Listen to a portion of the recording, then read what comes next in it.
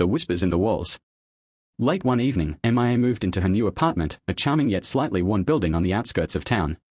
It wasn't much, just a small, one-bedroom unit with creaky floors and peeling paint, but the rent was cheap, and she'd fallen in love with the place the moment she saw it. She was starting fresh after a messy breakup and needed a quiet place to heal. At first, everything seemed normal. The neighbors were quiet, the streets were calm, and the air smelled faintly of rain. But as the days passed, MIA began to notice small things that didn't add up. The lights flickered occasionally. A cold draft would slip under the door at night, even though the windows were tightly shut. But the strangest thing was the sound, soft, almost imperceptible whispers coming from the walls. It started on the first night.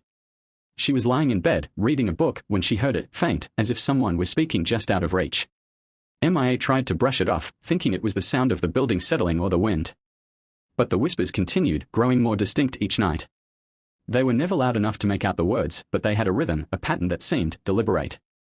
One evening, after a particularly long day at work, MIA decided to investigate.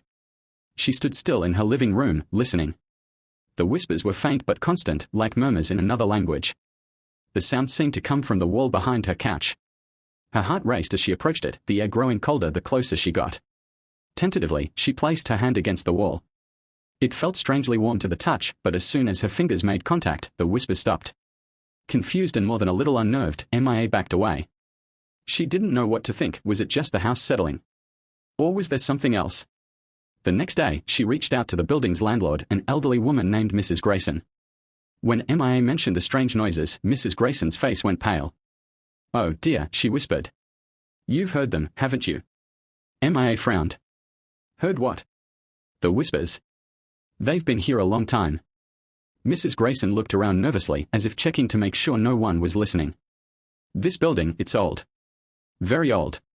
And not all its tenants left quietly." MIA felt a chill run down her spine. "What do you mean?" Mrs. Grayson hesitated before answering.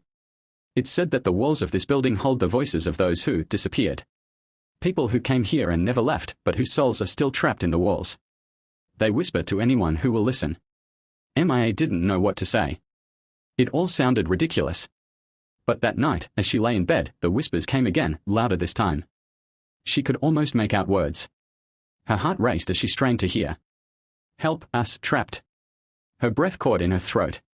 She shot up from the bed and ran to the wall, pressing her ear against it.